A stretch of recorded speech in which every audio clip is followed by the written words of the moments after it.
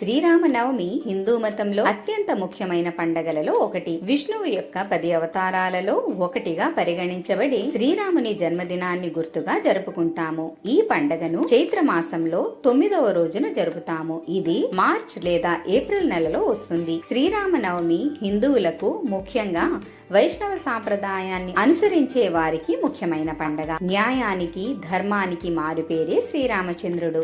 రామాయణంలో శ్రీరాముడి కథ చెప్పబడింది. ఇది హిందూ మతంలో అత్యంత ముఖ్యమైన మత గ్రంథాలలో ఒకటి. శ్రీరాముని జీవిత కథలో భాగంగా చెడుపై అతని విజయం చాలా మందికి ప్రేరణ కలిగించి మార్గదర్శకంగా నిలిచింది. శ్రీరామనవమి రోజున ప్రజలు ఉపవాసాలు పాటిస్తారు, ప్రార్థనలు చేస్తారు మరియు శ్రీరాముని గౌరవించడానికి ప్రత్యేక ఆచారాలు పాటిస్తారు. చాలా మంది రామాయణం చదువుతారు, శ్లోకాలు పఠిస్తారు. ఈ పండగ ప్రజలు ధర్మ మార్గాన్ని అనుసరించాలని మరియు శ్రీరాముడు మూర్తి